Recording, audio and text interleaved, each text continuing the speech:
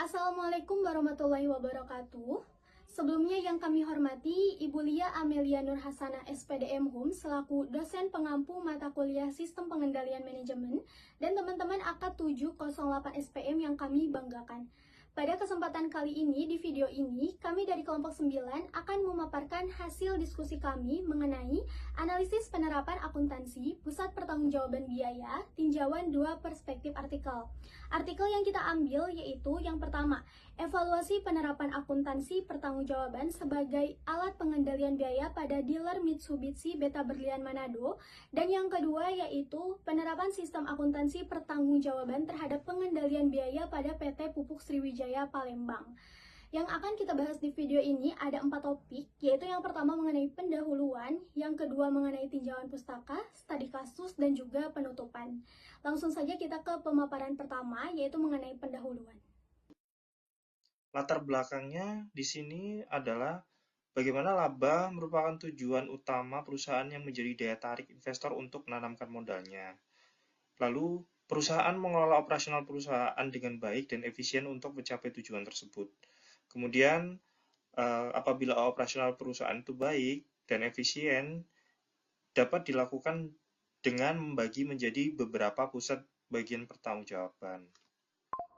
Nah, di sini dari beberapa pusat pertanggungjawaban di situ, pusat pertanggungjawaban biaya itu menjadi hal yang tidak dapat dipisahkan dari suatu bagian perusahaan.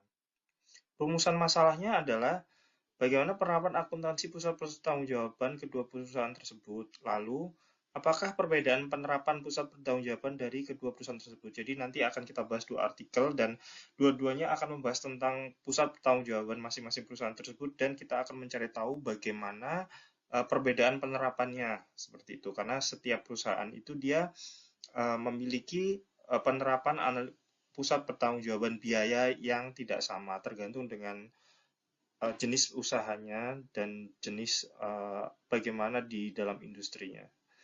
Kemudian tujuannya adalah untuk mengetahui penerapan pusat analisis pertanggungjawaban pada Pupuk Sriwijaya yang dimana merupakan PT Pupuk Sriwijaya dan dealer Mitsubishi. Kemudian mengetahui perbedaan atas penerapan pusat pertanggungjawaban Pupuk Sriwijaya dan dealer Mitsubishi Berta Belian serta mengevaluasinya. Bab 2 tinjauan pustaka. Oke, saya akan menjelaskan bab 2 ini. Yang pertama, akuntansi. Akuntansi merupakan proses pencatatan, pengikhtisaran, dan penyajian transaksi keuangan suatu organisasi dengan menggunakan metode tertentu. Oke, saya akan menjelaskan isi dari tulisan tersebut dalam bahasa sederhana. Yang pertama, tulisan ini menjelaskan tentang konsep dasar dalam akuntansi dan akuntansi pertanggungjawaban. Akuntansi dijelaskan sebagai sebuah proses untuk mencatat, meringkas, dan menyajikan transaksi keuangan dalam suatu organisasi.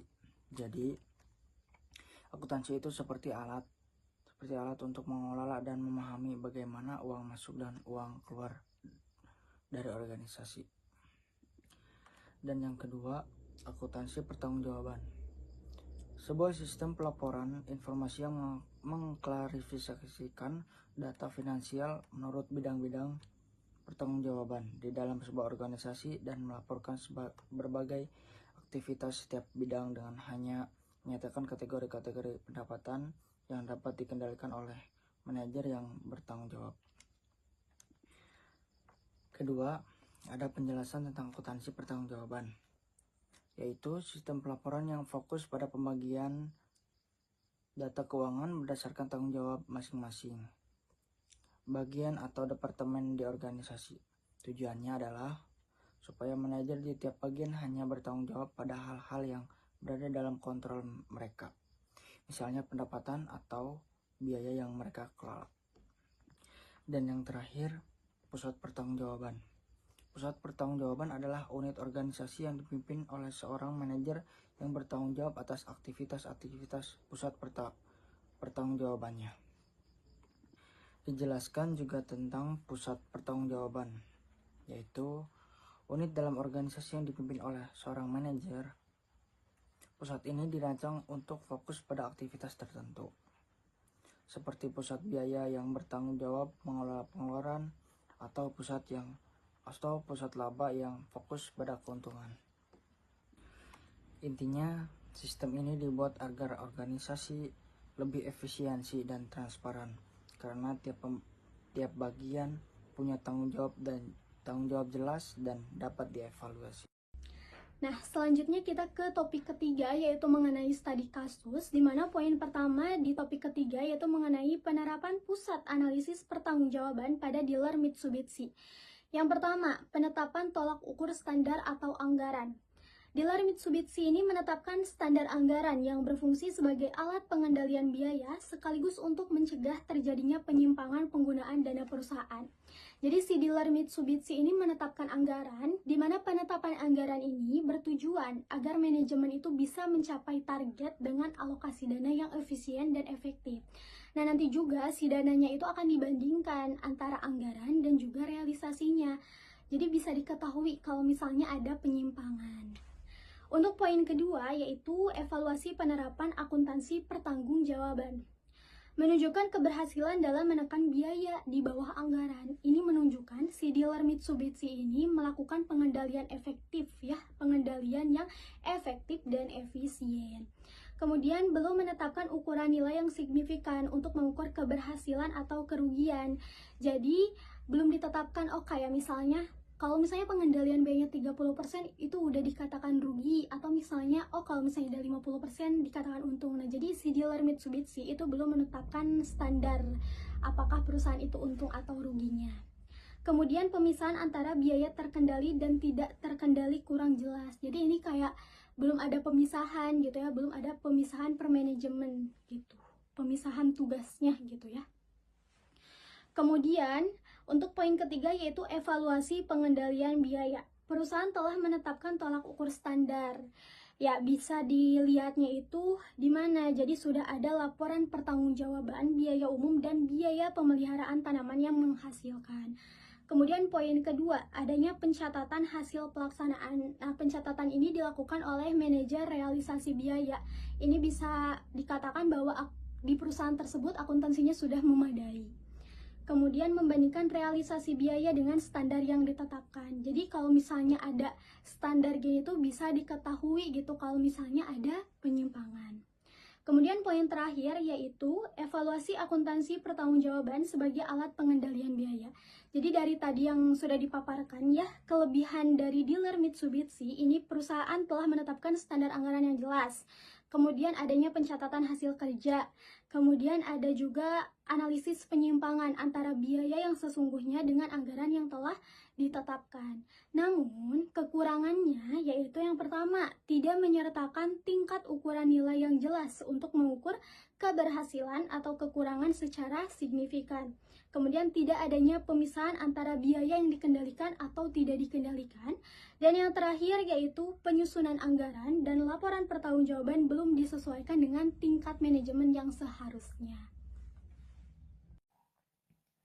Selanjutnya yaitu penerapan sistem akuntansi pertanggungjawaban terhadap pengendalian biaya pada PT Pupuk Sriwijaya Palembang. Yang pertama, penetapan tolak ukur standar. Penetapan anggaran didasarkan pada pembagian tanggung jawab ke pusat-pusat pertanggungjawaban. Tolak ukur ini sebagai alat pembanding antara anggaran dan realisasi. Proses ini memungkinkan manajemen untuk mengidentifikasi penyimpangan lebih awal dan merumuskan tindakan korektif guna memastikan efisiensi biaya. Lalu yang kedua, evaluasi penerapan akuntansi pertanggungjawaban. Pusat pertanggungjawaban memiliki pengaruh positif terhadap pengendalian biaya dan nilai regresi sebesar 0,520. Sistem ini memberikan manajer kendali lebih besar dan juga memperkuat akuntabilitas dalam pengambilan keputusan, meningkatkan efisiensi operasional perusahaan secara keseluruhan. Lalu, yang ketiga ada evaluasi pengendalian biaya. Pengendalian biaya diukur menggunakan analisis R-square yang menunjukkan nilai sebesar 90,4%. Artinya, variabel penerapan akuntansi pertanggungjawaban mampu menjelaskan 90,4% pengendalian biaya. Namun, masih terdapat tantangan yaitu belum bisa menekan biaya produksi seperti efisiensi konsumsi gas dan persaingan harga pokok produksi. Lalu yang keempat, evaluasi akuntansi pertanggungjawaban sebagai alat pengendalian biaya. Kelebihannya yaitu mencakup kemampuan membandingkan hasil aktual dengan anggaran secara baik secara sistem indikator yang menunjukkan bahwa pengendalian biaya sudah efektif. Kekurangannya yaitu hambatan yang dapat mengancam pemasaran produk non-PSO dan amoniak cair, kurangnya bersaing dengan harga pokok produksi akibat efisiensi konsumsi gas dan juga harga bahan baku gas. Terakhir yaitu perbedaan atas penerapan pusat pertanggungjawaban Pupuk Sriwijaya dan juga di Mitsubishi Berta Berlian. Yang pertama, penetapan tolak ukur standar. Mitsubishi menggunakan standar anggaran sebagai panduan untuk mencegah penyimpangan dan mengarahkan manajer agar fokus pada pencapaian target. Sebaliknya, PT Pupuk Sriwijaya Palembang menetapkan anggaran berdasarkan pembagian tanggung jawab di pusat-pusat pertanggungjawaban agar terfokus pada pemberian target anggaran yang disesuaikan. Yang kedua, evaluasi penerapan akuntansi pertanggungjawaban. Pada dealer Mitsubishi mampu menekan biaya di bawah anggaran, tetapi evaluasi menunjukkan kelemahan dalam pemisahan biaya terkendali dan tidak terkendali.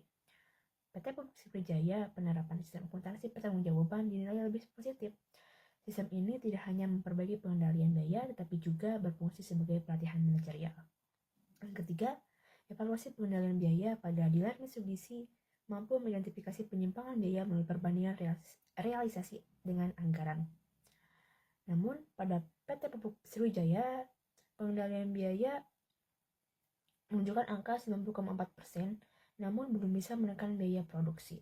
Lalu, perbedaan terakhir yaitu evaluasi akuntansi pertanggungjawaban sebagai alat pengendalian biaya pada dealer Mitsubishi menunjukkan kelebihan dalam menetapkan anggaran yang jelas dan melakukan analisis penyimpangan. Sebaliknya, pada PT Pupuk Sriwijaya berhasil menerapkan pengendalian biaya efektif meskipun terdapat hambatan pada pemasaran produk dan juga efisiensi produksi. Kesimpulan dari materi yang telah kami sampaikan yaitu secara keseluruhan, kedua perusahaan telah menerapkan sistem akuntansi pertanggungjawaban dengan pendekatan yang sesuai dengan kebutuhan masing-masing. Dalam Mitsubishi lebih menonjol pada efisiensi operasional, sedangkan PT Pupuk Sriwijaya unggul dalam struktur pembagian tanggung jawab dan akuntabilitas manajerial. Meskipun demikian, keduanya memiliki ruang untuk perbaikan, terutama dalam memisahkan biaya terkendali dan meningkatkan efisiensi biaya produksi agar lebih kompetitif. Sekian presentasi dari kami. Mohon maaf kalau misalnya ada kekurangan dalam memaparkan, baik itu yang disengaja maupun yang tidak disengaja. Terima kasih teman-teman.